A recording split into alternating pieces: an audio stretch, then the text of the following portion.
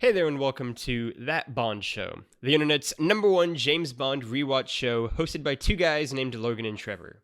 Probably. And also the newest show from that nerdy site.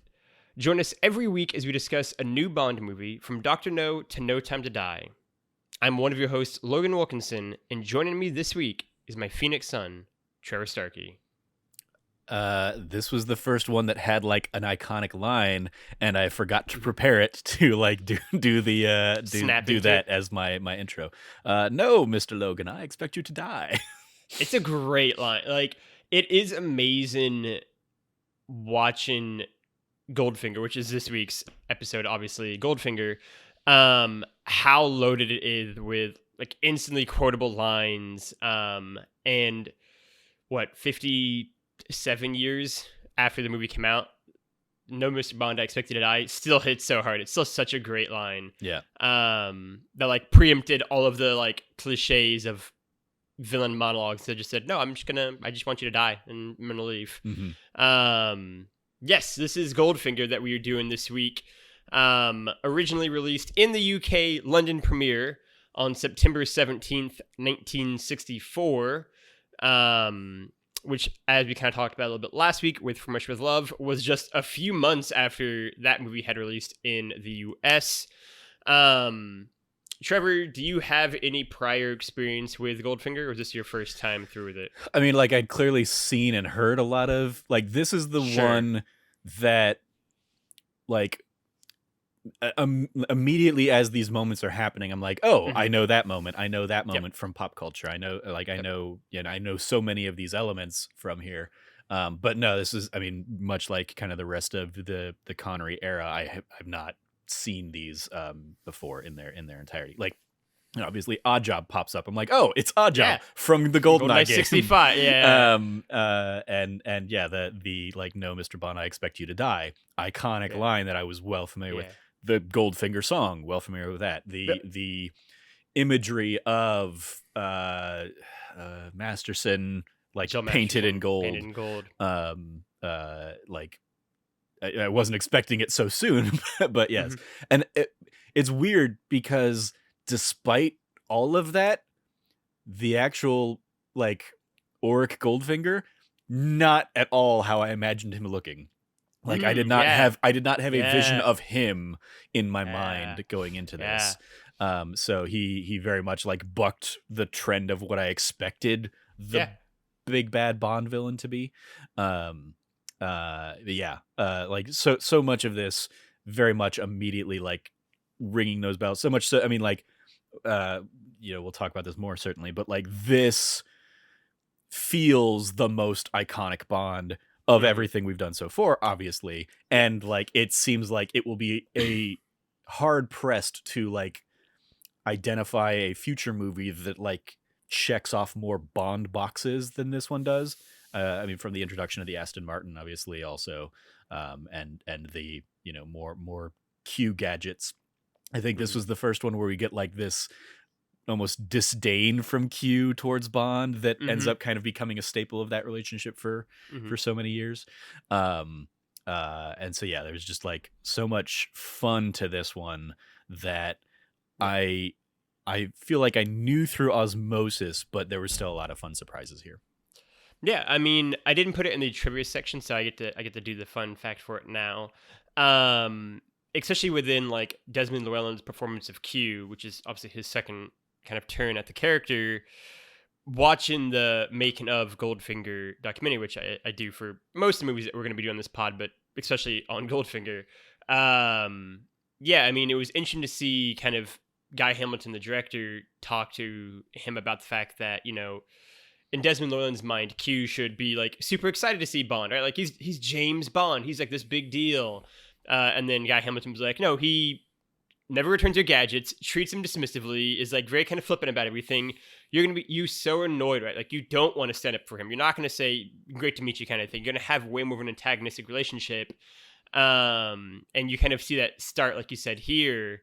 And it becomes one of the hallmarks of that relationship for 50 plus years at this point now, is just kind of this antagonistic, friendly kind of back and forth that they give. Yeah, I mean, Goldfinger is great, right? It is such a fascinating movie to watch in retrospect for a lot of what we just said, right? Where it just so clearly set the template and the blueprint for what they would do for, every Bond movie to come, is either trying to model Goldfinger, trying to subvert Goldfinger, or trying to do its own twist on the movie, right?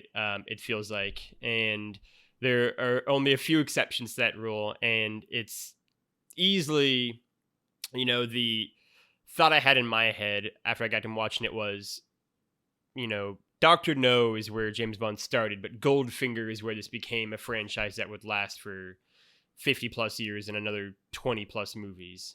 Like it is very clearly where it hit its stride of what James Bond in film should be. But that is all to come. Before we get there, let's run through the cast. Yet again, we have Sean Connery as James Bond in his third turn as the character. Also, it should be noted, after the success of the last movie, From Russia with Love, there's another fun trivia fact for you earlier in the episode. Sean Connery renegotiated his contract, and he would receive 5% of the gross of the future Bond movies he would be in, which, starting with this one, was a nice little healthy return. Then, going forward from there, we've got Honor Blackman as Pussygalore. We've got Gert Frobe as Auric Goldfinger. Great turn as him. Shirley Eaton is Jill Masterson, and a very brief turn in the role, like you kind of mentioned. Tanya Mallet is Tilly Masterson. Harold Sakata is iconic as Oddjob. We will, I'm sure, get into that character a lot. In his first and only appearance as Felix Leiter, starting a trend of a different actor portraying him in every turn, we have Sick Linder as Felix Leiter. Desmond Llewellyn returns as Q, and then Bernard Lee is yet again back as M. And this would be the first Bond film directed by Guy Hamilton, who they had originally wanted for Dr. No, but he didn't necessarily believe in the idea of James Bond yet, we'll put it nicely. But after its success, he came back to direct this one and a couple later down the line. In the Blast from the Past section, JFK is no longer the president. We have Lyndon Johnson as the president. Dad was 6. My mom was 2 years old, and this movie came out in 1964. The highest grossing movie of the year was Mary Poppins, which it's a great movie, so I mean, I can't blame it. Goldfinger was third in the US, and again, highlighting the fact that it was delayed until 1964. From Russia with Love was 5th in the US. If we had done the UK list, we don't, because we're American, all right?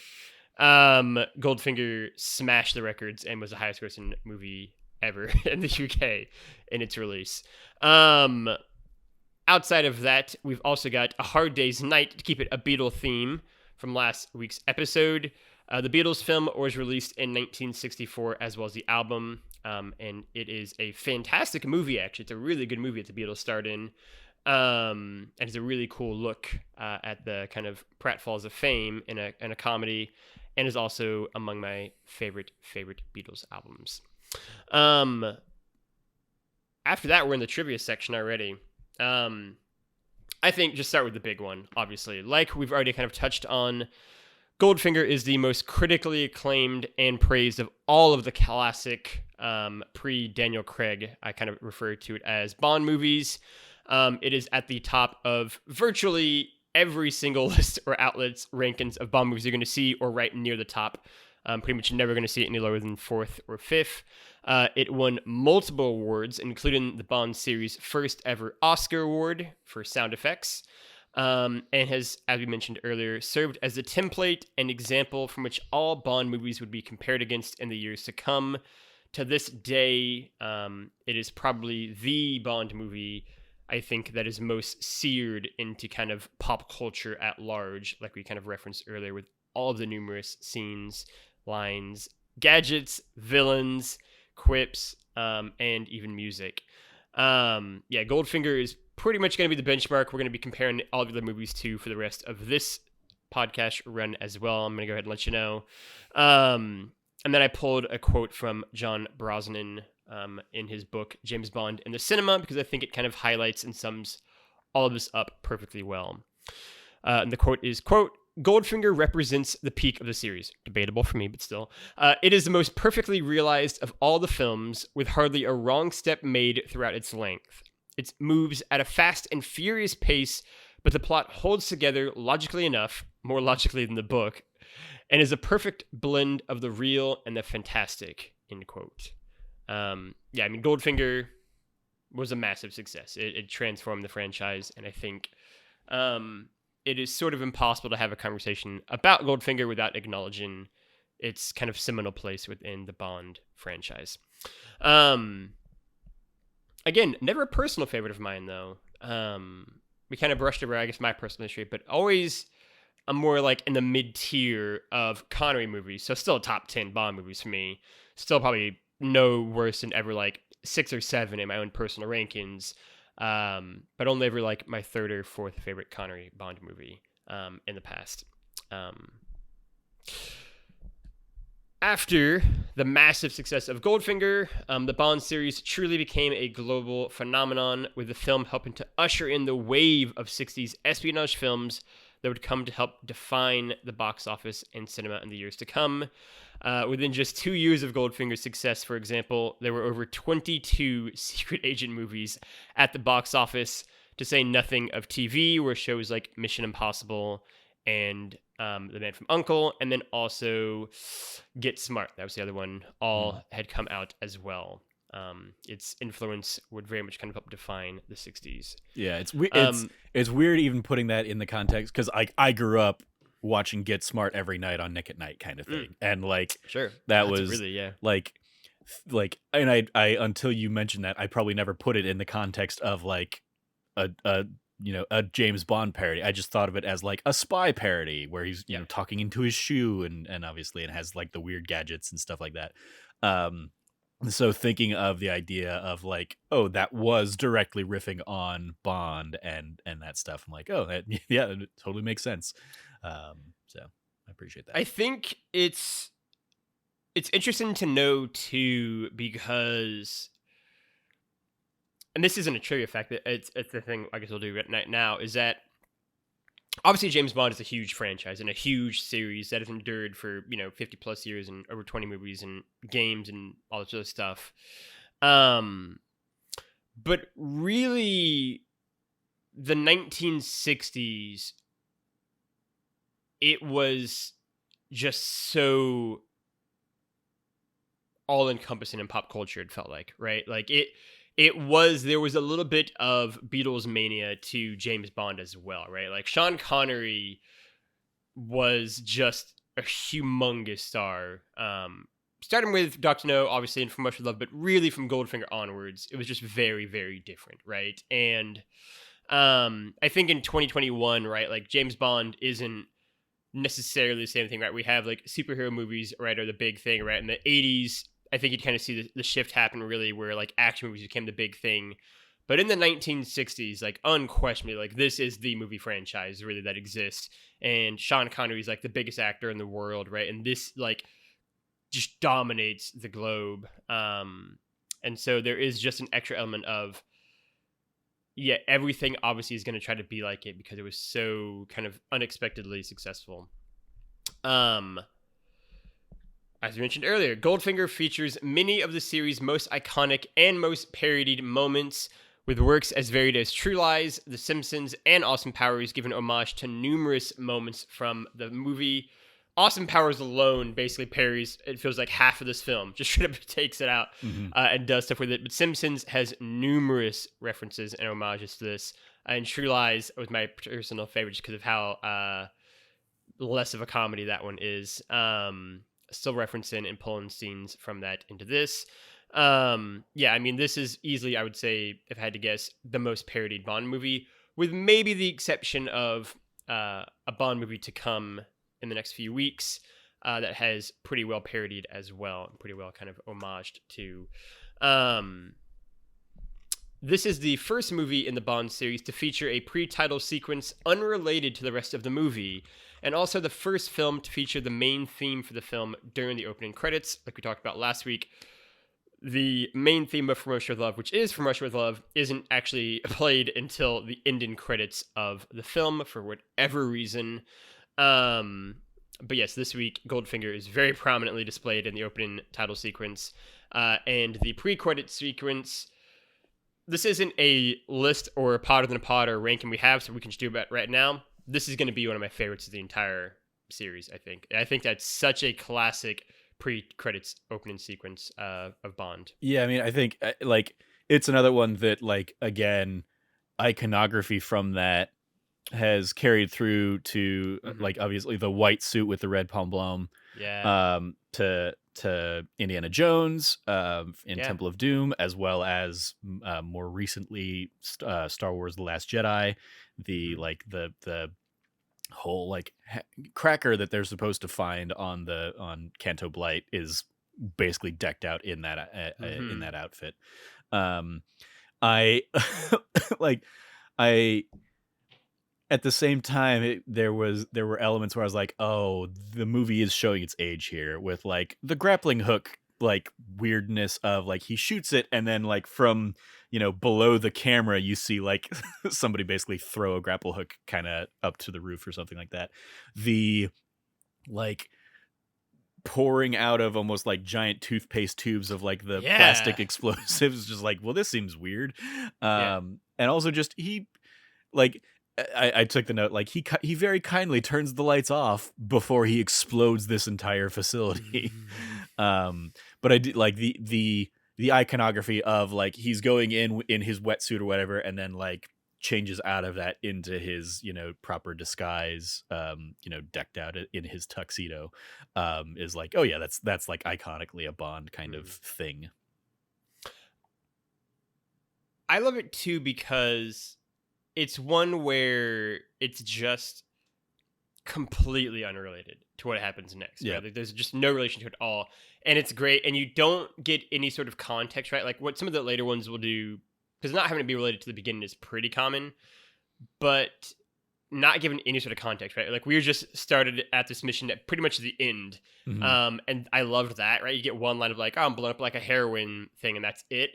And that's like all you need to just see this really cool like 4-minute action scene, and just enjoy it for what it is, right? Like the white suit is my single favorite James Bond look in any movie. I think Sean Connery looks so fucking good in that suit.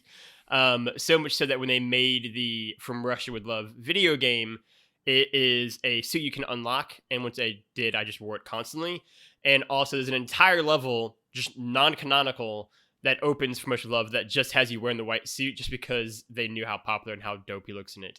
I mean, it is my favorite Bond look of any movie. Sean Connery looks so good in that white suit.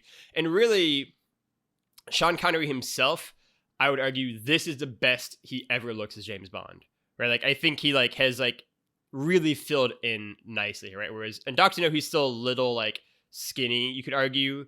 And in some of his later movies, especially like Diamonds Are Forever, he very much looks older. And in the two movies that follow, he looks great, but his hair and the toupee he's having to wear increasingly looks a little bit less believable. And this is kind of the perfect kind of, I think, crux of like him looking at his best on like every level. I mean, I will like, obviously I have not seen everything, but I did watch Thunderball last night. And so I will just like to comment on that. One of my notes in Thunderball is like, did Connery just want to do a lot of swimming over the course of that movie? Because there's a ton of that. And so he's he's out there in like those very, tiny like swim shorts for a good chunk of the movie. So he's like, he was comfortable enough to be showing himself off. And I mean, Sean Connery, and the movie is still like treating him like that sex symbol. So it's like, okay. There's that. But yeah, for like there's also like he looks really goofy in some of those scuba suits and stuff like that. So I think I can see where you're coming from. Sean Connery, will be like a sex symbol for like another 4 decades after this movie comes out, obviously. Like People magazine named him like the sexiest man alive in like 1999 kind of thing, right? But like in terms of like being like his peak physical state, right? Like Thunderball is a weird, like Thunderball for me, especially as a kid, it was always like, oh, his hair is different. Like that was when I noticed it. Like I think it had just continued to go, right? Because Doctor No, he doesn't wear a toupee at all. It's just his actual hair from Russia, and then it becomes like this weird, like bullshit, like mythology of like after Doctor No, there's like 4 different things. Like when he started to wear them is like from Russia's Love, is it Goldfinger? Some push it as far as Thunderball, but very clearly by then it is no longer only him. And you know he still looks great in Thunderball, his like body, and he still looks great in You Only Live Twice. Diamonds Forever again is a bit rougher, but like he just looks so great. And I think in terms of also like really nailing like the suaveness of Bond, and also just like, you know, he's had 2 movies to do this character, and so he's really sunken into it really well. He doesn't like hate it yet. It's just like, again, it's just like the culmination of a lot of great things working together. Yeah, that opening sequence is great. It is one of my very, very favorites. And also we get really your first like Bond one-liner, arguably of the series, happens in the pre-credit sequence as well. But yes, it is very, very good. Yeah, I don't even remember what it was, but it's like after he electrocutes the guy, right? Yep. Yeah. Yeah, shocking. Positively shocking. Sean Connery never traveled to the U.S. for this movie. Every scene in which he appears in the U.S., which is most of this movie, was actually filmed back at Pinewood Studios in the U.K. And a little extra fun fact on top of that is the whole Miami section of the movie, no one in the entire cast actually filmed on location in Miami except for Sicklander as Felix Leiter. All of the other actors and actresses all appeared in Miami were actually in Pinewood Studios as well. They only filmed in Miami for 4 or 5 days, and only had Felix Leiter on board. And then a C-level fact that you get 3 trivia fun facts, the price of 1 at here. The last one related to this is Sicklander originally was cast as the man that plays Jen Rummy with Goldfinger. And it wasn't until days before production started that he got switched over to Felix Leiter's role. Trevor, you had a fun fact. Not a fun fact so much as like the green screening in this movie was a lot more apparent than I feel like the first couple were. Apart from like in the first couple, like, oh, clearly in the like car chase sequences or something, it's like, Sure. Okay, that's very clearly green screen. But like even from that like pre-credits thing, like, you know, we come down from like seeing the towers or whatever of this facility over like the mountain, the like the rocky bay or whatever, down to see the actual practical set where Bond's like swimming and comes out with like the bird on his head scuba gear thing, and it's like, oh, that looks really rough, even in our, you know, our Blu-ray high-res versions of these. And then there was just a lot of that throughout the rest of the stuff, including like the Miami sequence and stuff like that. I didn't notice it in the pre-credit sequence. It's very, and I think it had the benefit of it being nighttime, so it's harder to kind of catch maybe. Why I didn't notice it. Certainly in Miami, in broad daylight, is like, oh, they're just not behind what they're behind. And it's very weird, especially, you know, with the knowledge of the trivia fact of like, oh, only Felix was there. When it cuts between Felix and Bond, it's like, oh, one is clearly in Miami, and the other one is like James Bond just like not clearly back in England. Yeah, it is a very weird, like, that to me is the most notable part in the entire movie. And it doesn't help that like basically every shot of any of the actors is just like, that's not really them there, right? Like it doesn't help when none of the cast is there except for Felix. And I think part of the reason is because it's like at that point, then why was that even the location you chose to do this? Right. And the reason it's the location is because they wanted to film set in America, right? They wanted to film set in America, and they want to do more in America, right? Like the whole thing was, we did the Caribbean in the first one, we did Europe in the second one. You know, the series is doing really well now. It's really expanded in America, make it an American focused movie, and most of it is like the first and last act basically are just all in America. But it's a strange decision when you can't make it work, right? At that point, just build the entire Miami section in Pinewood Studios and film it that way instead of trying to like green screen. This is Miami. But yes, it was a little rough, we'll say. An extra little fun fact I just enjoy, through a tour of who's Bond favorite film is this? Aside from numerous websites, including IGN.com, naming this the best Bond movie, this is also Steven Spielberg's personal favorite Bond film, which I really like as someone who's a huge Steven Spielberg fan. If I can, maybe every week we'll have a whose favorite Bond movie is this list, except for we maybe get to some rough ones, and then we'll just say they didn't hate it. Yes, it's Steven Spielberg's favorite Bond movie, and like Trevor said, there is a reference to the white dinner jacket that Bond wears in Temple of Doom. It is not a coincidence. It was deliberately done. Steven Spielberg is a huge James Bond fan, and has long talked about his desire to film a Bond movie. He unfortunately never in a million years will, because he is too successful of a director and also has too much creative control than the Broccoli's would ever want him to, tragically. According to IMDb, this was the first Bond movie to be shown on US TV on Sunday, September 17th, 1972, earning the highest ever ratings for a single movie on TV, with 49% of the nation's viewers tuned in to watch the film that night.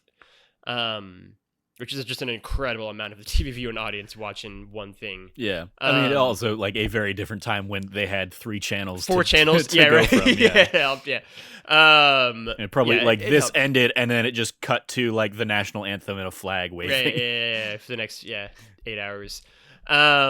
The success of this film led to a massive spike in the sales of Ian Fleming's Bond novels, with nearly 6 million of his novels being sold in 1964 alone, including over 950,000 copies of Goldfinger. I did some extra digging, and between 1962 and 67, the 5 years that Sean Connery was first Bond, 22 million copies of Ian Fleming's Bond novels were sold in that 5-year stretch. It was a good time to be Ian Fleming for some of the years, I guess, and then some who did. It's like when Tom Hanks did the Dan Brown novels and those spiked. Yeah, exactly, right. That's a really good point. You couldn't get away from Da Vinci Code in 2007.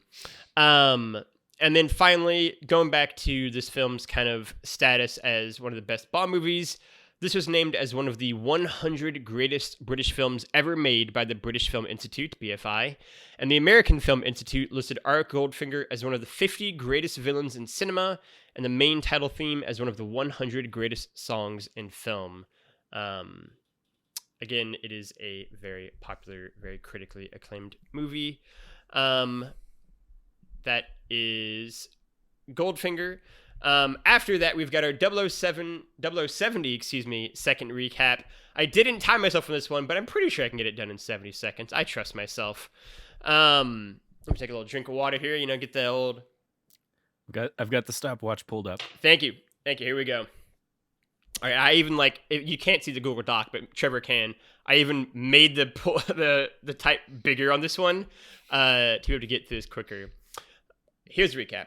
Bond emerges from the ocean and blows up a drug operation in a brilliant pre-title sequence before hopping over to Miami to see Felix, stop a card cheat in Goldfinger, diss the Beatles, and steal Goldfinger's girl. After a rough first encounter with Oddjob, Bond wakes to see Jill's painted gold. Afterwards, he and Goldfinger meet up again on the golf course, where he keeps the cheat from winning again, before meeting Jill's terrible shot of his sister Tilly, before she's quickly killed by Oddjob. After being captured, Goldfinger tells him he expects him to die via giant laser before he flies him out to Kentucky, where Bond fears he's dreaming when he meets Pussygalore.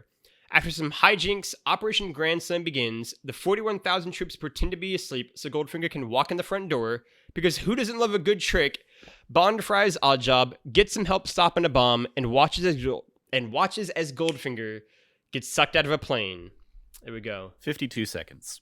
I'm pretty happy with it. I'm doing pretty good so far. They're going to get more complicated by the time we get to Pierce Brosnan, and that's going to be the one that's really tough, but Sean Connery is pretty straightforward so far. You definitely hit on a lot of the beats of things that I wanted to bring up and discuss, so yeah. Good.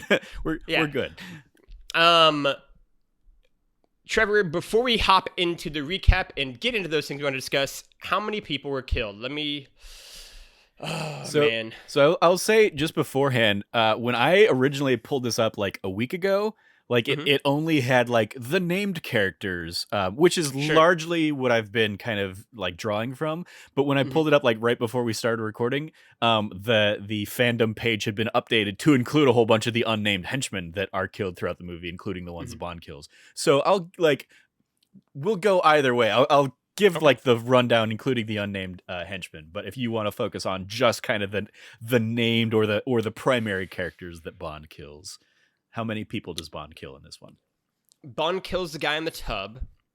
I don't believe he kills anyone else directly in that pre-title sequence. And then we're off to Miami. He doesn't kill anyone in Miami. He just stops the card game, and Jill dies, but obviously Bond doesn't kill her.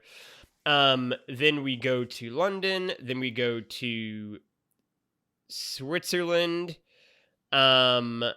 And even there, I guess Bond kills the guy in the ejector seat, be the first person he kills after the guy in the tub.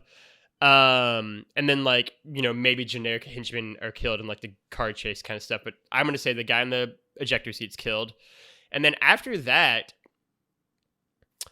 I might say Bond only kills 4 people. I'm going to say Bond kills the guy in the tub, the guy in the ejector seat, he kills Oddjob, and he kills Goldfinger. So I'm going to say 4 is my final answer for how many people Bond kills that are named.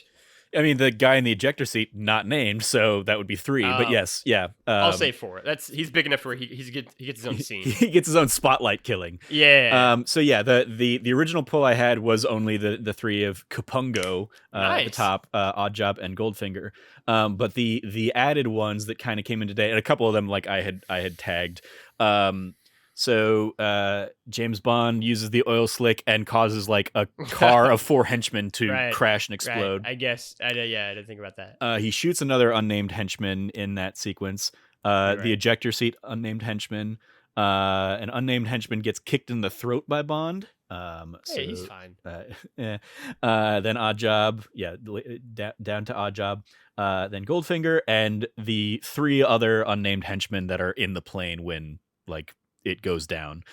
So the total per fandoms page on this was 15, including all those unnamed people. But there were 2 unnamed guards that get blown up in the pre-credit sequence as well, bringing it up to that 15. But yeah, so really 3 people is pretty much what I was originally looking for. Yeah, I get that. I'm gonna mark that as I get that one right. I think I got last week's right. Dr. No, I was off by like 10 or something. So I'm gonna say I'm 2 for 1 still for these, so I'm pretty happy with that. Yeah. Great, Trevor. How'd you like Goldfinger? As we kind of touched on, like, I mean, this is easily a favorite so far. I think it has so many of those iconic elements to like what I would expect from a Bond. And we get those kind of throughout. We get kind of that iconic. I mean, the pre-sequence was like a little bit of a mix of like, wait, now I'm trying to think back to Austin Powers, and because I feel like Mike, I feel like I've seen Mike Myers coming out of the water with a bird on his head too, and so this is being another one of those. Oh, he wasn't like adding anything to a joke. He was just recontextualizing a thing that really existed in a Bond movie. Mm-hmm. But like, apart from that hokiness, and like I get the stealth nature of that hokiness or whatever, there's obviously a lot of fun in that. The like Bond having just no qualms with like using the lady that he presumably bedded on this mission as like a human shield from the bad guy coming in that he ends up electrocuting. I was like, all right, Bond, you like calm down. Clearly she's in on it and kind of like out to get you too, but that's clear. Like, and then again, looking ahead to Thunderball, that's just clearly going to become a theme of his, of just using women as human shields. So a little questionable behavior in that regard. But obviously, yeah, the Goldfinger theme comes on. It's like the first really iconic one.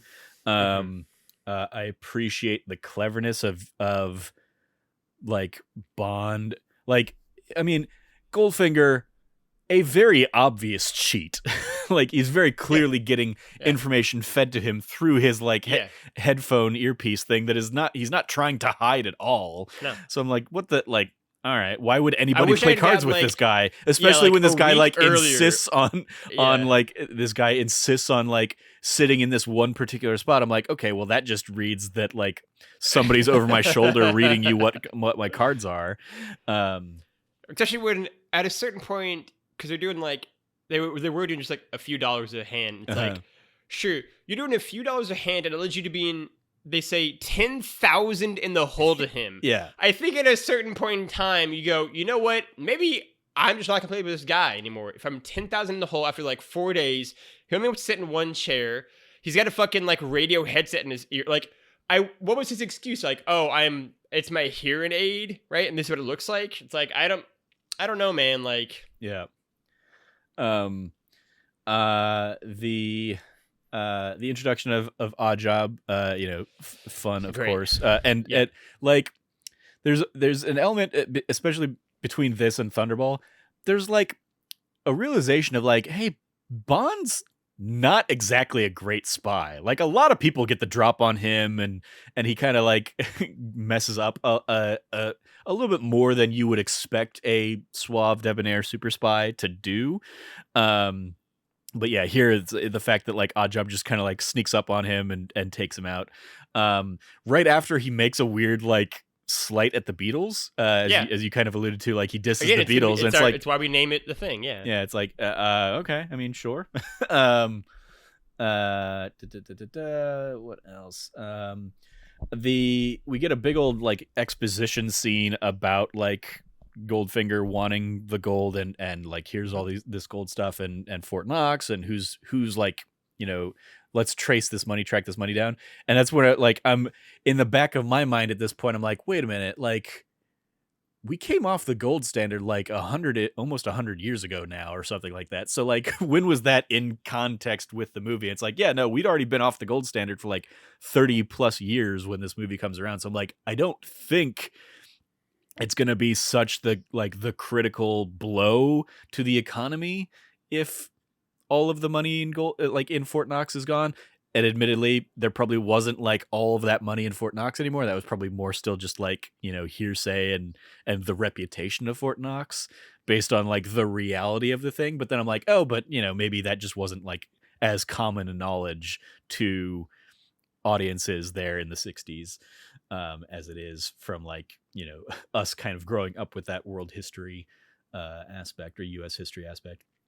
So, because Trevor luckily talked about this last week, so I was ready with the data on this. Mm-hmm. So that's all correct. Yeah, like the U.S. was on the gold standard, and then went off of it. But we had we're off the gold standard, but still pegged the dollar to gold until 1971, when Richard Nixon famously or infamously, depending on how you want to call it, took it off completely to just unrelated. Mm-hmm. So technically, there was still a connection to the gold in '64 for another few years. Yeah. And more importantly, I was gonna say, I also appreciate that like by the '50s, this was it's when the not book was written.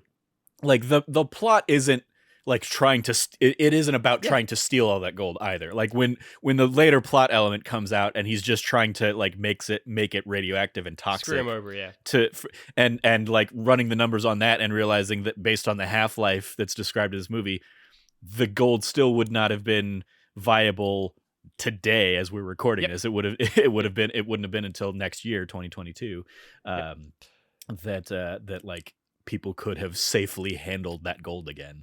And I'm glad you said that, Trevor, because you've gotten to something I want to talk about, which is one of the, again, as some people, me, have said before, the Bond movies are better than the books. It's just an objective fact, I think. No argument can be made that they're not. Mm-hmm. And this is a prime example, because in the book, it's about trying to steal everything. Yeah, he's about trying to steal the gold. And so the screenwriter for this movie was like, yes, how would that work? And we just get to see that scene play out in real time. And Bond literally goes like, I did the math, it would take you 12 days. And it's like, yeah, like, of course it fucking would. Like, it's $15 billion in gold. It's not something gold is very heavy. It's going to take a long time to do, right? So I love the fact that the screenwriter directly addresses that fact and says, well, actually, no, that wouldn't really work, right? And it is... kind of fun to see just how much it like fundamentally changed the entire last act to be like, hey, we have to fix this because this doesn't make any sense. And it's great. Although some might argue, like me from when I was a child, the entire idea of let's all pretend to be asleep so they can walk in the front door and place a bomb in the vault on the chance that we can then catch him in the act, I guess, was a hell of a sales pitch, right? Like, even as a child, I was like, there has to be a better way than this. Like, I don't know, man. That was certainly another element that, like, as I was watching it, not knowing that they were pretending to be asleep, I was watching it thinking like, wow, this looks really cheesy and really hokey and really dumb. And then like when they did start all waking up and stuff, I was like, oh, okay, that's actually really clever. And like cements obviously that like Bond was able to turn Pussygalore and kind of like, you know, swap out the toxic gas or whatever. But it's still like, it's a very questionable like execution of a plot.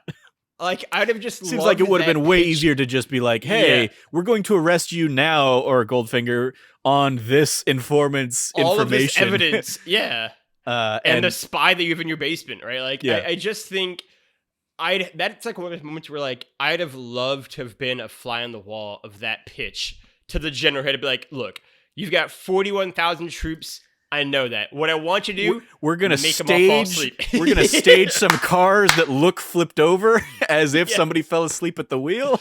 Yes, and just let them go in. Yep. And like, not just let them go in, let them blow up the gate to the front too. Let them just do all this shit, and we'll stop them in time. And I also would have loved to have known if they had then said, hey, by the way, how close is that bomb to going off? Oh, 7 seconds away from a nuclear blast in Fort Knox. Yeah, don't worry about it. It was fine. Yeah.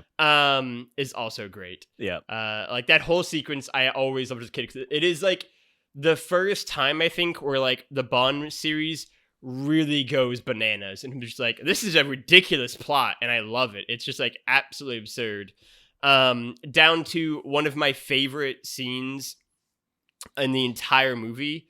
Really, that whole Fort Knox sequence is like a great mixture of like campiness and also great moments. And one that is like a great mixture of both is when Bond tries to defuse the bomb and so clearly has no idea what the hell he's doing. It's just like, oh shit, like it's such a great moment of him like opening that up and being like, there's just like a spinning like pinwheel in here and fucking blinking lights, and it's so, and then just like and, off button and then somebody switches it off at 7 seconds, good. But that clearly didn't get like adjusted in the script because he still like he says, you know, 3 more ticks and we'd be done. Because that's clearly like I appreciated that it ended on the 007 as it should, but like he like the line should have reflected that. It's all correct. That's all. It was supposed to end with 3 seconds left. Yeah. I want to circle back to the golf sequence. As kind of as you described as like Bond kind of catching Goldfinger cheating a second time.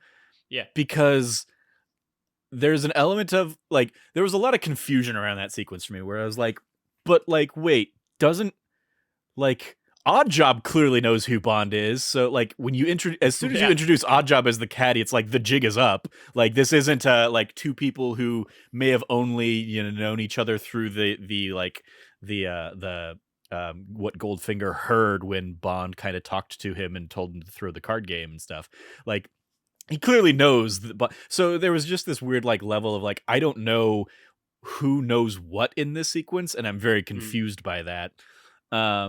It gets kind of like hand waved away at the end of like, okay, Goldfinger was in and was just kind of like playing possum or whatever. But then also there's this element of like the true rules of golf or whatever, and like I got very confused by like what the difference between, you know, the one golf ball versus the other. I did appreciate the line of like Bond knowing it wasn't his golf ball because he was standing on his golf ball. As like the cheat. But yeah, this just weird other like, we must have switched at some point, so clearly that means I win.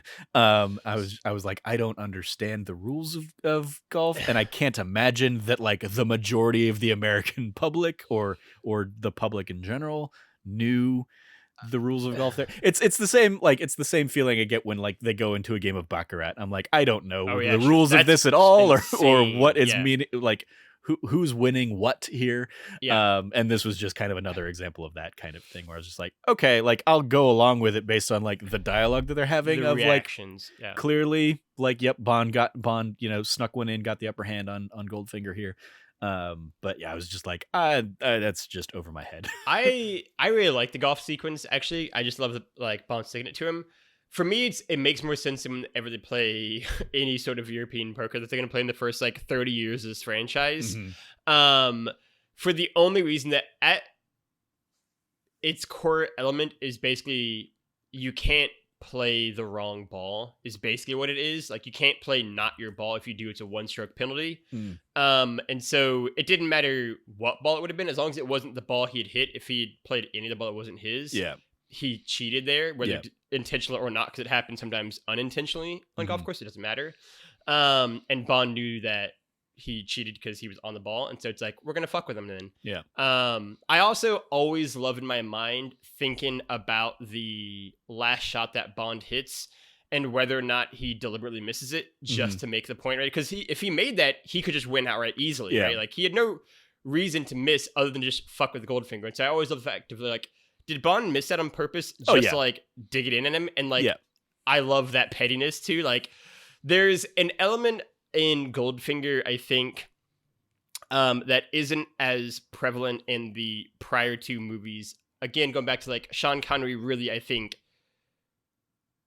living in this character now, right? Like really getting who Bond is, and like his kind of pettiness and his sense of humor is really coming into its own. His kind of like brutishness he had kind of already had. And then, like you mentioned, his willingness to, you know, kind of have these kind of sacrificial lambs at times, and use people for his own purposes. I think there's an element in the Connery movies of Bond being a bit callous and aware of that fact that I find really appealing, right? That isn't really in the first two that much. That in this one and in Thunderball in particular is the thing that is going to be you're going to see it a lot, right? There are a couple in Thunderball next week that like I was like, oh, he's just a petty little asshole. Like, yeah, a couple and I times kind of in that like movie. that, right? Yeah, because like one of the things for Bond that, you know, they try to do in Goldfinger is like not make him a superhero, not make him a Superman, is like the direct line that the director uses in one of the like making of moments. And so they also gave him parts that aren't as flattering in this movie too, right? And I like that, right? Like I think that works for Sean Connery. I think he, you know, can make this character be really charming and be really clever and, you know, great, while also saying, hey, like he's also an assassin whose job it is to ultimately at the end of the day survive, right? And so that's what he cares about a little bit too. Yeah, and I think it works great. I think the golf scene is really funny. We also get the first shot of Oddjob using his hat, and it's great. I was just gonna like, it's great and it's iconic, and like I'd seen that shot of like the hat knocking the head off the statue, but then it also becomes like, it introduces, especially because the next time we see it used against Tilly Masterson, it doesn't just straight up decapitate her. It just kind of like knocks her down, so much so that I didn't realize she was dead until they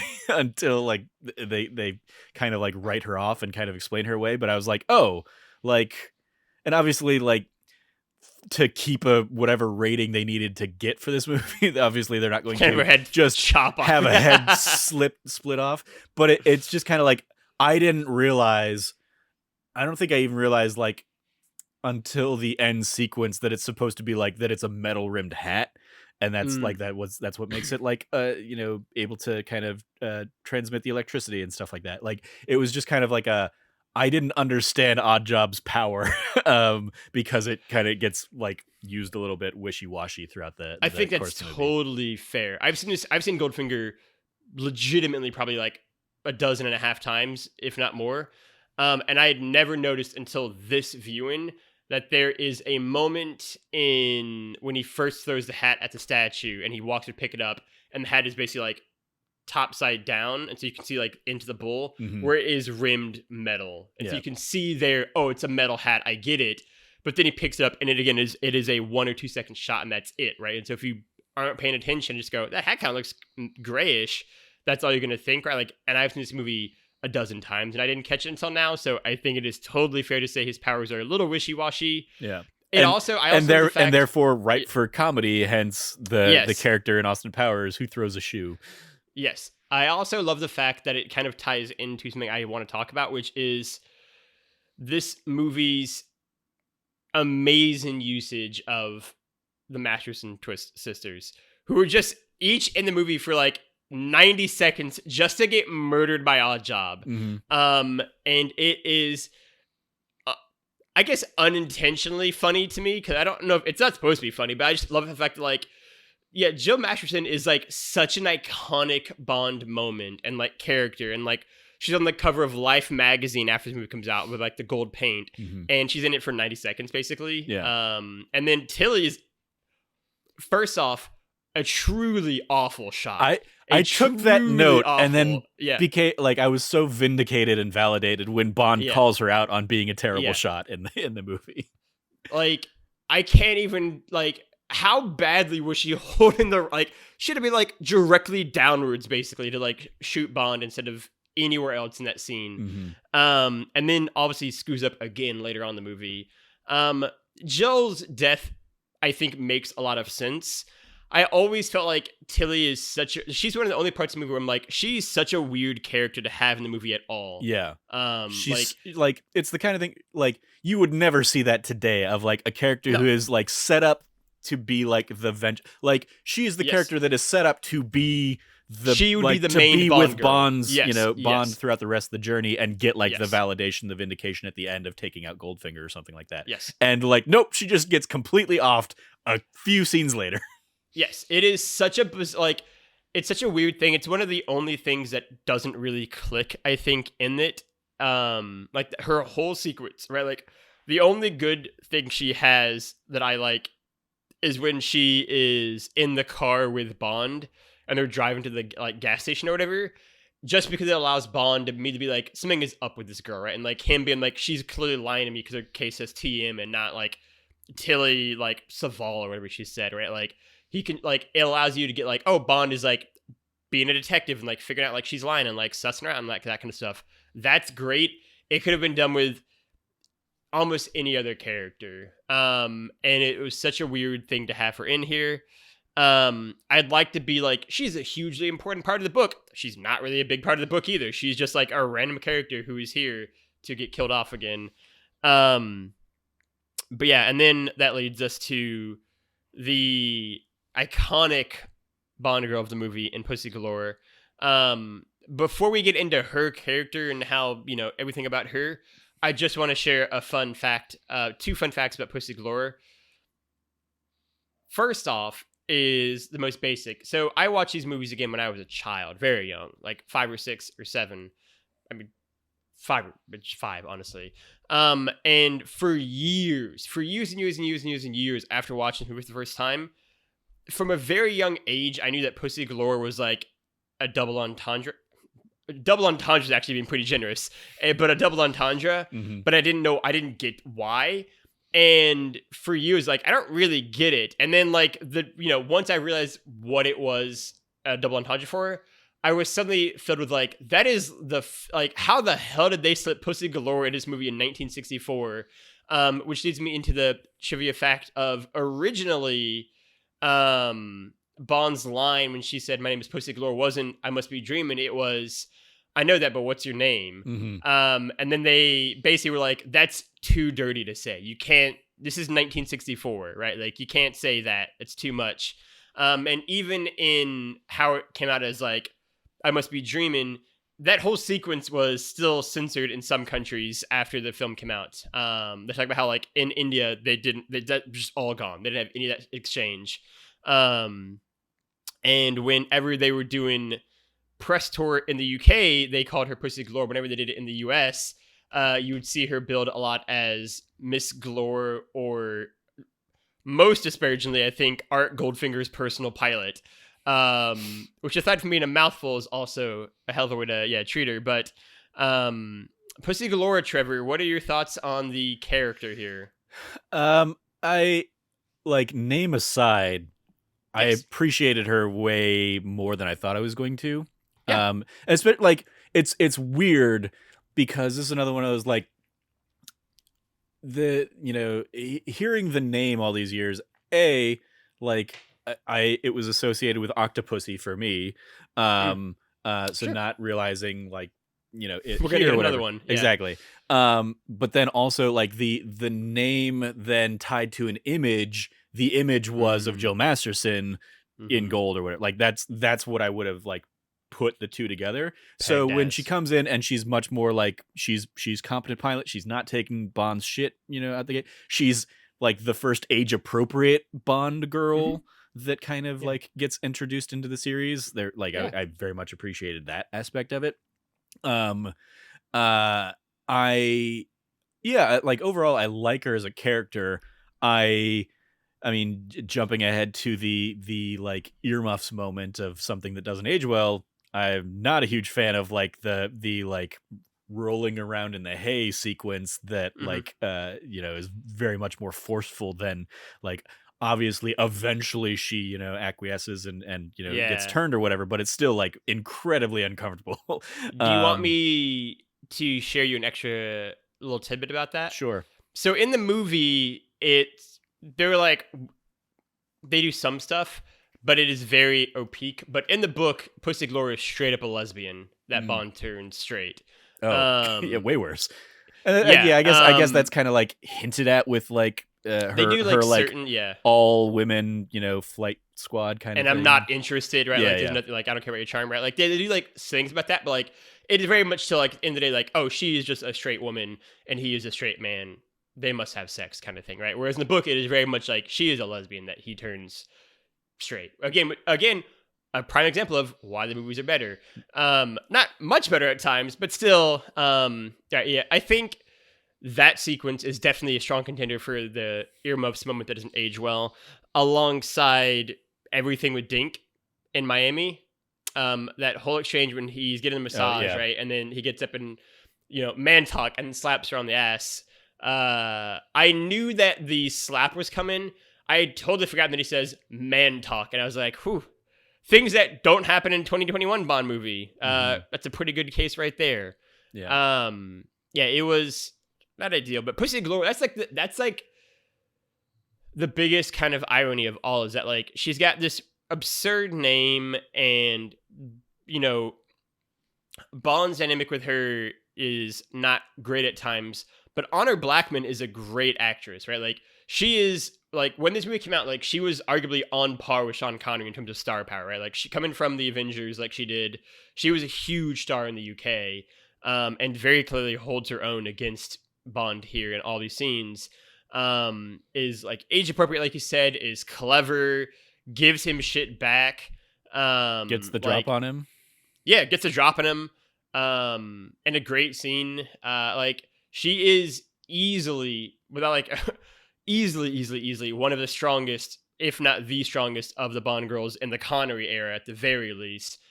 Even the Moore era might extend past that. Like she's easily one of the strongest. Like she's just a dope character that it would have been cool to get even more time with, right? Like I love the fact that like Pussy Galore always feels like she is both in on the game and also smarter than everyone involved in it, right? Like out of this like constantly like dick measuring contest between like Goldfinger and Bond that's happening, she feels like she's like 3 steps ahead of both of them on everything, right? Like between like switching from Goldfinger to Bond, between like going from Bond to Goldfinger back and forth, like she feels like she's in control of that game, and it's just so clever. And so I always loved her character, and her catching Bond in the like basement leads to one of my favorite like visual gags in the entire movie of Bond back in his cell with like A 10 dozen guards in guards there around him. Yeah. is so funny. Like I die it's such a good like just the slow camera zoom out as it shows more and more guards.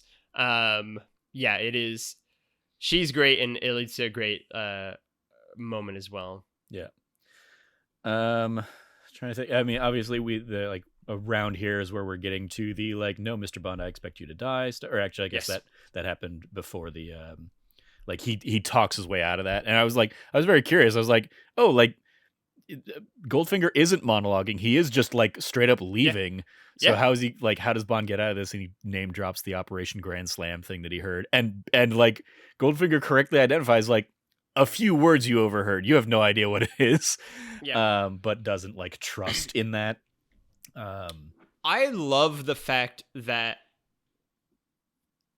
3 movies in, this movie's already kind of like skewering villain monologues in movies that the Bond movies themselves would come to exemplify a few films on the line, but here very clearly don't. Mm-hmm. I love the fact that he gives it right back to him, right, and says like a few words he heard, and then I love the fact that like Bond doesn't so much convince him as Goldfinger just says he's probably more useful alive than dead, which again gets a great payoff later on in the movie where he does have like people spying on him and being like, just like horse racers trying to get tips, but it could be for Bond, so let me bring him out here and like do a like, you know, parade of Bond being alive and well and with a, you know, beautiful woman kind of thing, right? Mm-hmm. Like Goldfinger, we haven't really touched him, but like Goldfinger is a great villain and is like super clever while also being incredibly psychotic, and is so smart. And I think a lot of what I like about Goldfinger the movie is that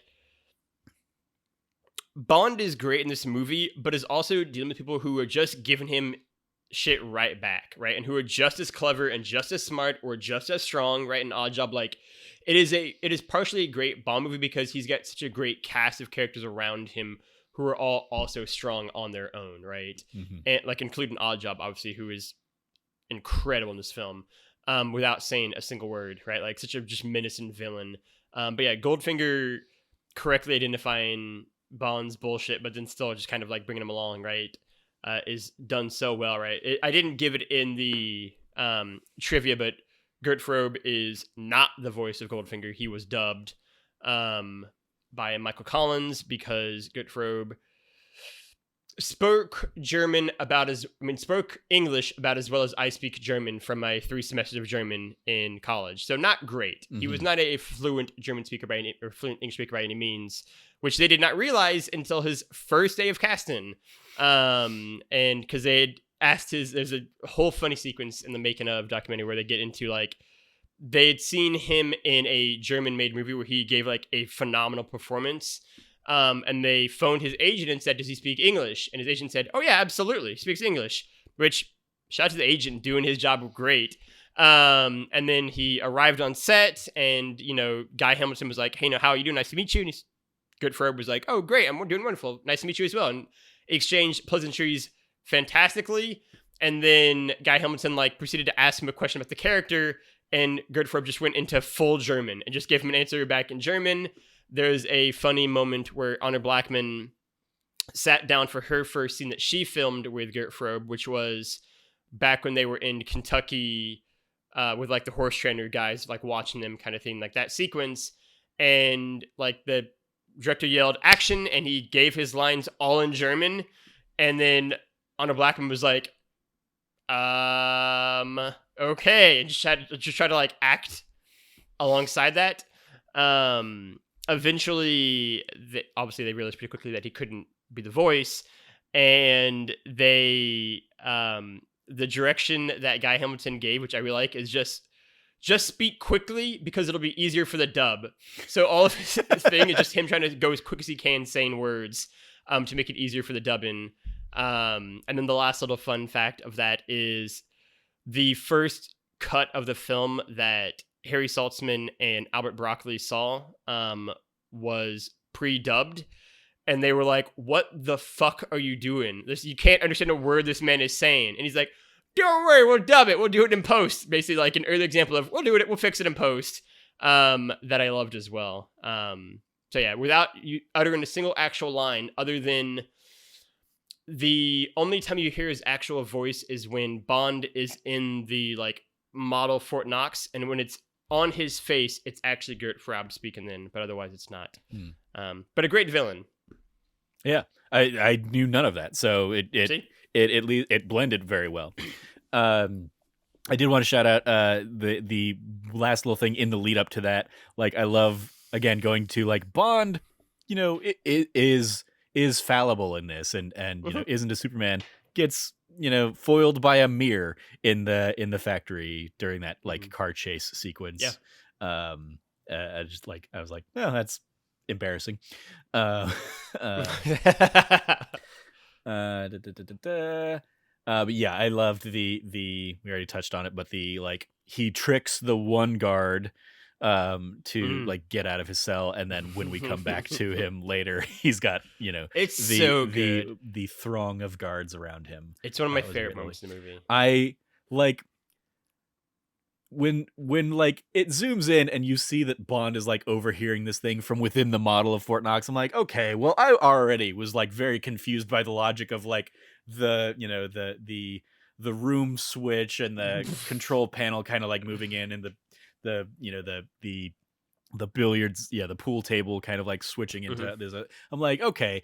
And so just the floor just completely flipped over and has this thing under it, and just underneath that floor we see what that looks like with Bond standing up there in the model fort. I was like, okay, whatever, sure, go crazy. Yeah, whatever works for the plot. I love that's like has always been one of my favorite sequences. I mean, as a kid, it is the epitome of like evil of henchman lair. It is so good. It is so absurd and ridiculous.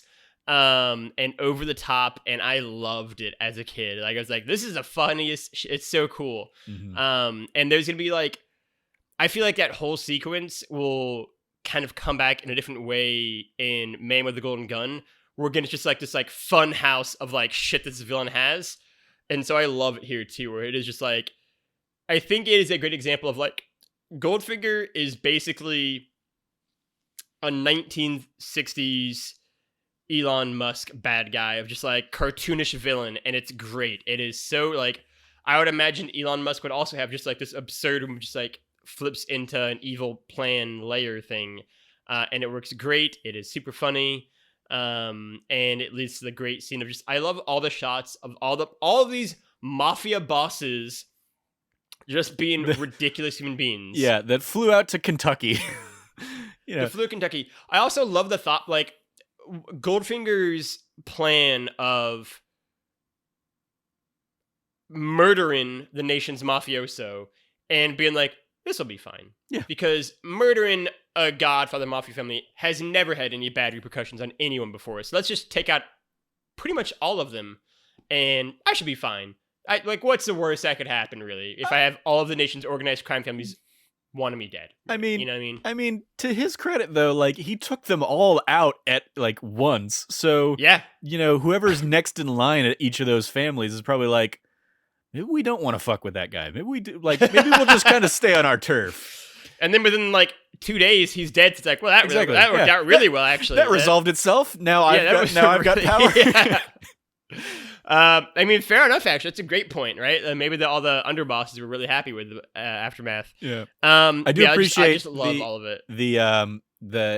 Like tying off of that, like the one boss that's like smart enough to get out of that room or whatever, and just be like, "Fuck it, I just want my money. Just let me go." Like, obviously, Goldfinger not gonna let that stand now that he knows the plan and everything. So I appreciate that, like, Oddjob kills him and then is incredibly thorough to like go and crush the car, and we see that entire sequence, because there's like this element of like, well, Bond saw this guy was trying to get out, so he like slips in the homing beacon really or whatever. A really smart thing on his part. Yeah. And then that just completely backfires because the entire body and car gets crushed. Yeah. And the signal is lost. So yeah, that's another element of like just Oddjob being like super menacing, incredibly efficient. Yeah. That whole sequence is so great, right? Like, I really do love the fact that this is one of the only Bond movies where like the bad guy totally wins 9 times out of 10.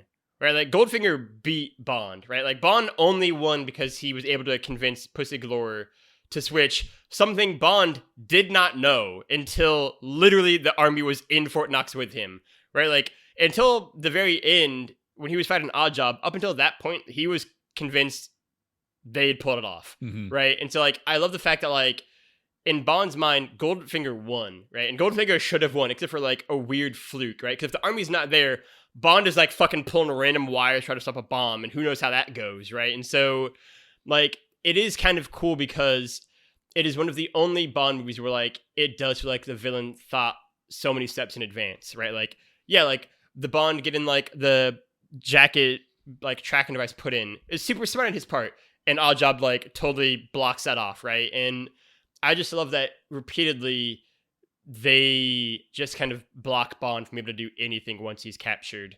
It is such a cool example, again, going back to what they wanted in the film of like not making Bond Superman, right? Like he doesn't escape once he's captured.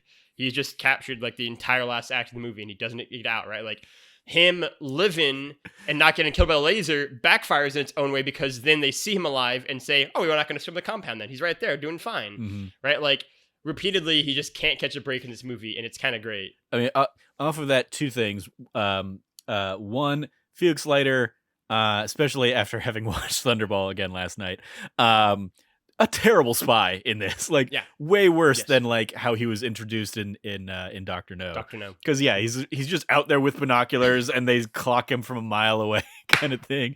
Just complete nonsense there. Also, again, it should be said, whoever Felix's like buddy was, repeatedly was like, should we check in on Bond? And he's like, I'm sure he's just boozing and sleeping with girls. And it's like, or he's in danger. And it's like, nah, it's fine. I mean, admittedly, like he understands Bond's MO there, but sure. But yeah, then on the Bond side of things, I do appreciate that, like, while trying to not make him a Superman, they also beautiful mind him and just give him like the ability to come up with this incredible, like, well, I ran the numbers that like there's no way in the world I would know these numbers, but here's how much like it would take, 12 days with X number of trucks or whatever. It's like, all right, look, when you're held prisoner for days at an end, you got a lot of free time. When you have like 8 other guys in your room, you can't even do anything, right? Like, there you go, right? Yeah. I do like that as well. That Bond, beautiful mind cracked it. Which again was just, or I didn't get into it in the cast part, but Richard Maybaum also wrote the co-wrote the screenplay for this one as well, as he did for the first 2 films. And him being like, we got to fix this plot hole, so we'll just have Bond kind of monologue us out of it. So I was fine with it. And then we get to, Bond escapes. Operation Grand Slam doesn't go off well, right? We get into the plane. Actually, Bond's gonna go meet the president. Well, I want to talk on the Bond escape / like the Oddjob fight in particular. Because like we joked when we did the Dr. No stuff about the guy like no selling like a bottle to the face or whatever, and Oddjob no sells like punches, a gold brick to the chest, the weirdest thing about that fight though is like it's done in relative silence. Like, there's not really like musical underscoring or anything like that. You just occasionally get like the Foley sounds of like punches and slaps. And like it was cool is not the word I would use to describe. It was no music. It was weird and not in like it was weird and it didn't feel like it was in an intentional way. I like the fact that there was no music to it. Actually, I like it. It's just like you just focus on that. I will say to Harold Sakata's credit, I maybe should have put this in trivia because it is a crazy fact. This was his first ever feature film. He was a Olympic silver medalist in wrestling, and then for Korea, and then did this. And the scene where Oddjob dies, basically, he was actually pretty severely burned on that. Because basically he grabbed the hat and the sparks went off, right? And like that all happened for real. And he didn't let go when it started to burn because the director didn't yell cut. And he had never been in a film before. So he just held on for the entire sequence, did it, got really burned, and then fell and like did the whole scene. And then the director yelled cut and was like, what the fuck? Like, you should have let go. And he's like, you didn't say cut though. And I just love that fact that he was just like, that hardcore of just like actually doing that. And again, the second fun fact about this being Harold Sakata's first feature film is, and Sean Connery in the making of thing was actually in this making of. He was not in the first two making of, the first two movies, but was in Goldfinger's, and talked about how when Bond is in the fridge getting a drink, Sean Connery actually fell because he didn't fake the blow to his neck. He actually just fucking karate whacked him in the neck, and Sean Connery was not expecting that, and so he actually just went down like that, because he didn't know to like fake a blow. So I just love everything about Oddjob in this movie is great. It's like he's just like he went so method, and you gotta respect that. Yeah. Yeah, we already touched on the like bomb ending with 007.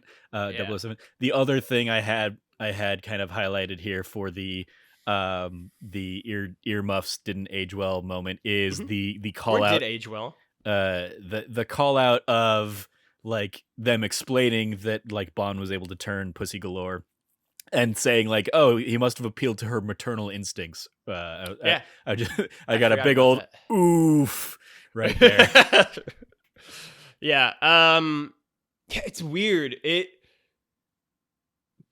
like such an interesting thing. Like Pussygalore is such a great character. She's just in almost like the wrong Bond movie in some ways, right? Like if she'd been in this movie like 20 years later, and God forbid if she was in the movie nowadays, oh my God, her character would have so much more to work with, right? But she is like constantly a great character against a bunch of guys who are just not here for it, pretty much routinely. Yeah. Which sucks, but yeah, like it. Yeah, that's a rough one as well. And yeah, then we get the plane sequence, and it's incredible. This, along with the Miami sequence, would be the other one where I say, oh, that is not good CGI. The image of Goldfinger getting sucked out of the plane ranks in my like informal villain death ranking as the second worst villain death scene in all of the Bond series. It is not good. It doesn't look good. It is ridiculous. There's only one that is worse because it is truly, truly, truly bad in terms of how they try to like CGI it. But like, this is not good. And it's that thing of like, there are certain things as a kid where it's like, oh yeah, sure, fine.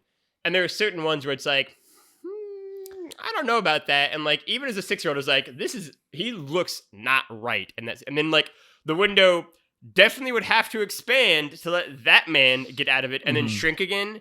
It is a just like completely ridiculous death scene. It's definitely like, I appreciate that it's the payoff that, you know, was set up earlier of like the pressure would be depressurized, so the cabin would be depressurized, so don't like set that off. But yeah, it's the kind of thing that like works so much better when we see that in movies of like the emergency door gets like blown off or something like that. Something that like it makes sense for a human body to have like tried to suck through, especially a body the size of Goldfinger's to have been sucked through. And unfortunately, we don't have an emergency door. Yeah, I do love the fact though that Mythbusters did an entire James Bond themed episode. And it was very Goldfinger heavy. They did 3 different things from this movie that they tested. And one of them was, in fact, the whole central premise of if you fire a gun in a cockpit, what happens? And they were like, definitely don't get sucked out of the window. That's definitely, in case you were worried, definitely not what happens. They'd have been like, the plane would have like been like disturbed, but like it would have been able to like make some sort of like an emergency landing. It would have been fine. The ejector seat, it's going to crash into the water and explode immediately on impact with the water. It is funny, like, and I don't know if I ever noticed it before, Trevor, and then you pointed it out in Dr. No, and now I haven't been able to like miss it anytime there's an explosion. I'm just like, they were really big into like fire explosions for like just like into that scene or into that car chase or boat chase or whatever. And yeah, the plane go down and just like exploding in water. Like just is another good example. It touches the water and boom. Yeah, immediately explosion. The ejector seat though, and the whole Aston Martin, I feel like we have to talk about because it is, you know, one of the most classic Bond cars, and really this whole Q Lab moment. It is A, the first movie that we see Q's lab. B, right, if we get to like our own pod within pod of like Q's lab sequence, this is easily the best Q and his gadgets have been in the series. In some ways, this is like the actual first real you are getting gadgets to work with here now. And they are like all pretty great across the board. The one, like I took this note as we were going because Bond uses like he's able to cut into the tires of Tilly's car, and I was like, I don't like that was not a gadget that was introduced in the Q sequence. It's just like, oh, that's just a bonus extra thing that you have to use here. And it's weird. Like it's weird the idea of like, oh, you'll have like a bulletproof glass or whatever. And then instead of doing like bulletproof glass in the rear, we're going to give you like this rear shield that's also like a bulletproof windshield. It's like, well, why didn't you just make why didn't you just make that bulletproof glass? My favorite thing about that is, and you know this because you've seen Thunderball, they bring back that exact car in the next movie and the exact same bulletproof in the rear window as well. Yep. So actually, and what's cool about this too is that like the car gets like, no exaggeration, like a 20-minute sequence in the making of documentary. It is like a quarter of the documentary is just about the car, basically, because it is like such a ridiculous gadget. And they get into the fact about how like all the special effects guys were like, you know, if we made this movie today, which when this is all the making of things, even the Blu-rays were done in like 2005, like when they did the DVD collection. And they were like, if we did it today, it would just be a lot more CGI shit. We had to actually make this a car that could also drive and do shit, right? And so like they get into like the practical side of that, right? And there was so many more gadgets in that car than they showed in the movie. Like they had like all of these other things they included in it, which I think is why they have like the spinning things that cut the tires. I imagine there was probably a scene that did explain that, and then they cut that, but then left that sequence in because they were like, it's pretty cool. We want to use it. There's also a whole like satchel that he has of guns that they again reference in the movie that he lost his satchel, but never explain what the satchel was. So another thing of like a weird thing that left on the cutting room floor, I think. And they go into like, he had a satchel and like, I think it was underneath the passenger seat that was essentially like the sniper rifle from Russia with Love. That had like a sniper rifle broken into pieces that he could like put back together again. And then he had like one other thing in the car as well that wasn't in the movie. And they went to like the fact that like the oil slick that they used in the film was actually an oil slick that was real oil that they shot onto the road. And like the car like actually did swerve, didn't then explode, but it swerved, right? The ejector seat was a real working ejector seat, like it actually worked. And they had, as you might imagine, only one crack at that take. And so, but like it actually did work. And that I thought was really cool too. Like everything about that car is just rad. And my favorite fact about this is that I knew before the documentary and then just got more information afterwards. That car did not exist yet. So that Aston Martin, they got like an early, I guess, copy of, like an early model of. A prototype, yeah. Yeah, and then we're like, hey, we're just gonna fuck around with your car. I hope you don't mind. And Aston Martin did mind. They were like, what if you don't do that, actually, though? And they were like, okay, sure. And they basically were like, we're not going to do anything like that then. And then they did it anyway, which I love. And then the movie came out, and it was a massive success. And people loved this car so much so that it became obviously like Bond's car for the rest of the series, pretty much. And Aston Martin weirdly quiet afterwards about their complaints once the movie became a massive success and they sold a shit ton of copies. And so when they came to the next movie in Thunderball, no complaints from them about messing with that car. Yeah, this movie came out before that model came out. It had originally been planned to be a like limited edition model, like a couple hundred or a couple thousand like version of that model of Aston Martin, and that was going to be it. And then the movie came out and was such a huge success that they actually had to basically like completely revamp their production line for when like Thunderball came out to like match the hype and how many people wanted it. It is a beautiful car. Aston Martin is one of my favorite models of car, 100% from James Bond. And this model in particular is one of my favorite vehicles. It gets a fun callback in a future Bond movie 48 years down the line. But yeah, it is kind of the iconic Connery Bond vehicle. And it is great. Yeah. After that, we can start wrapping through these pods and pods. We did the Q stuff. In terms of those music moments, this is really the first one that I think has its own theme. I'm sure you will agree Goldfinger is the best of the music we've heard so far in the series. Yeah. And like I kind of alluded to last week, I would be personally pretty surprised if it doesn't finish this whole podcast as a top 5 or 6 Bond theme. It is just thoroughly iconic. And I can probably quote almost all the lines of it. The Man with the Midas Touch. Shout out to Shirley Bassey. In terms of Villains Corner, Trevor, though, where does Auric Goldfinger and Oddjob rank among the Bond villains we've seen so far? I mean, number 1 for me. Yeah. Like it's the 1-2 punch of like Goldfinger is, a better Dr. No, and Oddjob is the like strong silent type that was Red Grant.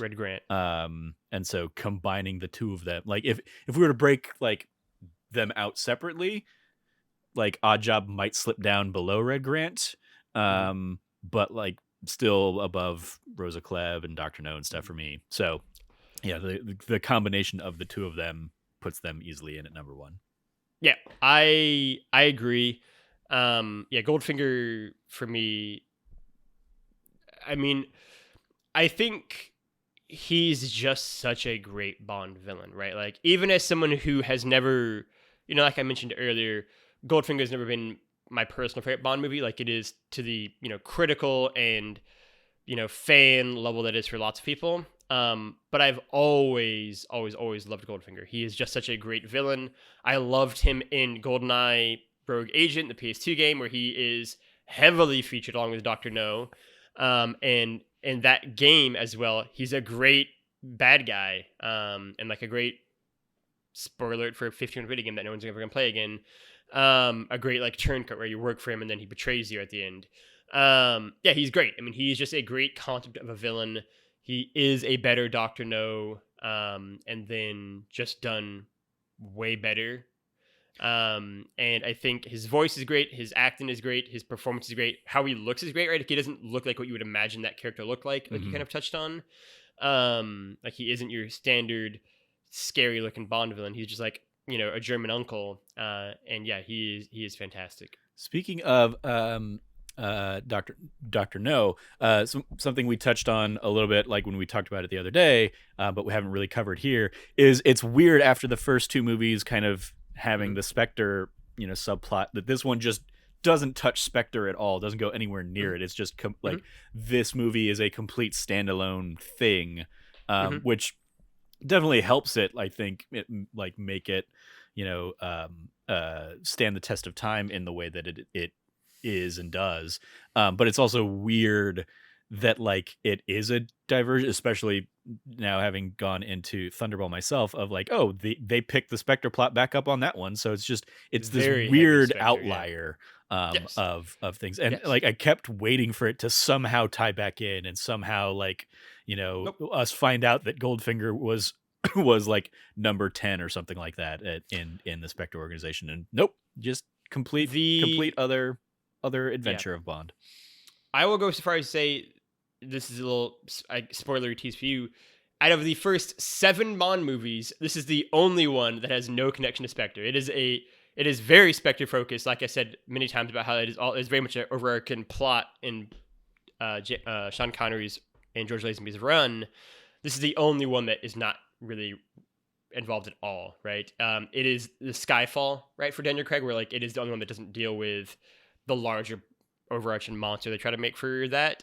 And Skyfall, I think, benefits from that. I think Goldfinger benefits from that, right? And them trying to not force and shoehorn in a Spectre plotline. And yeah, it is. I think it just allows Goldfinger to breathe and be his own man and be really great. And Goldfinger, I don't think would have worked as someone who is taking orders from someone else in the same way, right? Like he's not like a conniving, kind of cold-blooded bad guy like Dr. No is, or like Rosa Klebb, or as you've seen, Emilio Largo is. And Thunderball, he's much more hot-blooded, right? He's much more kind of temperamental, I think, and his own man. And so I think it works kind of him being the one guy who is kind of doing his own thing. But yeah, there's no Spectre in this. I thought it was weird as a kid. I've embraced it as an adult because it is the one break. If you don't like the Spectre storyline, this is your one chance in the Connery era to get a moment to shine. But you should. The Spectre stuff is really great. Yeah, it is just Goldfinger. I also have updated the Villains Corner ranking. I have Goldfinger at number 1, Red Grant at number 2, like you said, and then Oddjob at number 3. I would agree with that. And then Rosa Klebb is number 4. And then I think we each would agree after Rosa Klebb, there's a bit of a drop to Dr. No. I like Dr. No more than you. I think that'll be a point of contention as we go through the Villains Corner on this podcast. But yeah, Dr. No is currently in last in the Villains Corner. Goldfinger is great. Oddjob is great. I think my biggest issue with Dr. No is that like he just has so much more not enough of potential. him? And like what we actually get with him ends up being like a letdown from what it could have been. From a movie named after him. Yeah. Fair enough. That is fair enough. After that, Trevor, we're in final review. So yeah, what are your final thoughts on Goldfinger? Any kind of final things you want to share? Any scenes you want to highlight? Anything you've got left over to go over? I mean, overall, like I really enjoyed this. I think this, like, I'm sure there's an argument to be made of like, is like From Russia with Love a better like made movie or something like that? But like for me, this is more Bond than anything we've watched so far. This is what has become the like cultural phenomenon that, as you said, like it started with Dr. No, but like it became a franchise with Goldfinger here, that would last, the next 50 years. So I think, I think it's a standout. I think it has a lot of fun to it. It has, like it has a little bit of those problematic elements and stuff, and yeah, the fact that like a couple of the women are just kind of like fridged for no even real like no like character development or plot development, even for they're just there to be killed, to I guess like make the bad guy more menacing. Oddjob Hennis, yeah. But you don't know enough about them to care necessarily. It's just like it could have been anybody. So I think that's a weak element. And then yeah, Pussygalore as just like is a much stronger character than like so many elements of this movie want to make her. Yeah. And that's unfortunate. And I would love to see what that character looked like in a modern scope, in a modern context. But overall, like the plot, despite some of its like incredibly far-fetched nature, is fun, and Goldfinger is a fun villain against Bond, and you touched on like Bond works best when everybody else around him is also at his level, and this movie has a lot of that. So I think I mean, this is my standout so far. This is an easy A for me. Nice. Yeah, I really liked Goldfinger a lot, right? I have talked before. I've talked before we did the pod even. Talked about it last 2 episodes. I talked about on this episode how Goldfinger is one that I've always liked. Goldfinger, obviously. I mean, it's a great movie. It's always in like my top like 6 Bond movies list. But I never like loved it to the same degree everyone else did. And I think this is the viewing, while still having, some issues with the movie, that I've probably enjoyed it the most I ever have. Goldfinger is great. I mean, it is just a great movie. And I think, there is probably a conversation around, is From Russia with Love a better made movie or Goldfinger? And, I get why people would like From Russia with Love more, right? Like, I understand why, like, Connery does, and Craig and Dalton, all these kind of people. But I also understand why Goldfinger is the popular pick for the favorite Bond movie for a lot of people, because it just sets so many things for the series. And it is sort of incredible how many iconic things are from Bond come from this one movie. Right? Like, it is an iconic villain who is great and menacing and smart and clever, and it's got a great henchman who is menacing and like terrifying and has a great fight with Bond, and has a great kind of gimmick gadget thing. The Bond girl in Pussygalore is great and better than the movie deserves, honestly. And Honor Blackman does a great job with it.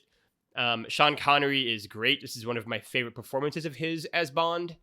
And the locations are cool, even if they do weird shit in the Miami sequence.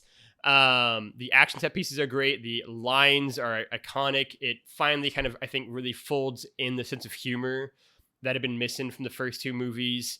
It nails kind of the moments of levity. It nails the action. The plot is absurd and over the top, but that is, what Bond would become for the next few decades, in a lot of the movies. And it just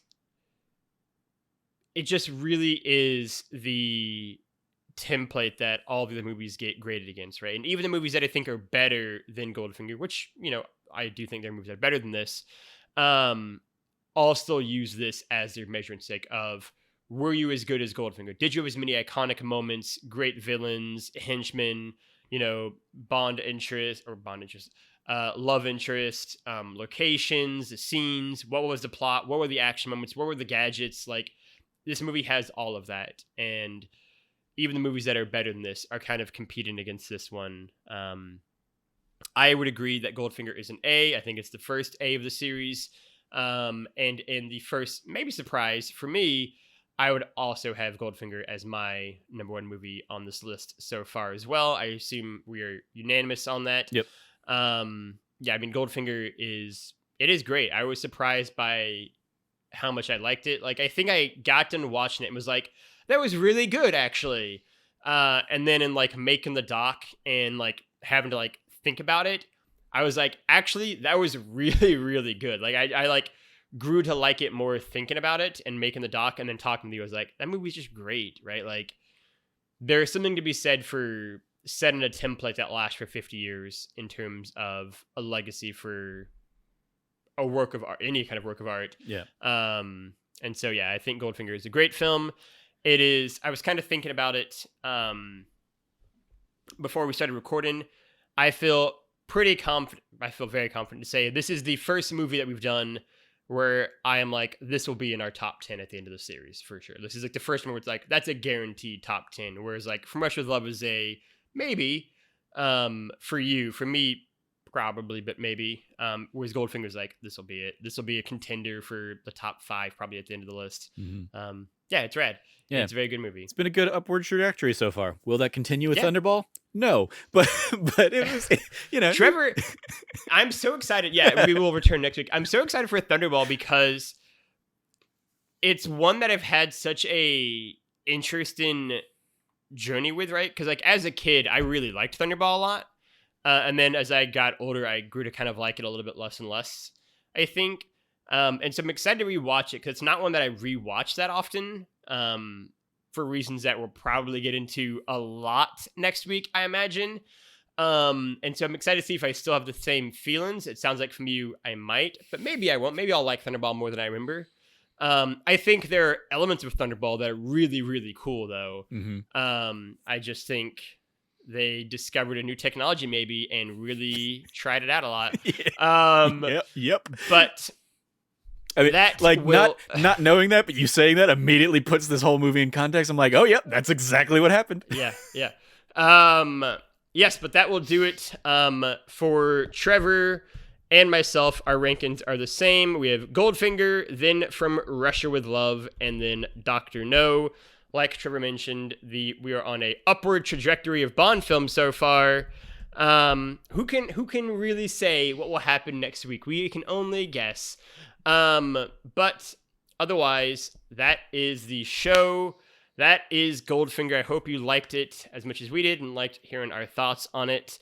If you did like what you heard, or even if you didn't, You can go over to thatnerdysite.com and check out the website and all of the latest reviews, features, op-eds, and reviews we've got going live there.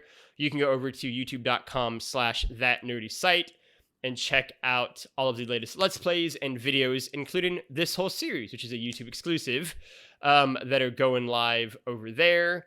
And then you can also go check us out on podcast services around the globe. Go rate and review us on iTunes, give us 5 stars, leave reviews, leave comments on YouTube, and tell us what you like or didn't like. And give us your thoughts on Goldfinger. And tell us why we're wrong on Dr. No, maybe. I don't think we were too harsh on Dr. No, honestly. That might be saved for next week. Yeah, otherwise, you can go find Trevor Starkey at Trevor J. Starkey on the internet.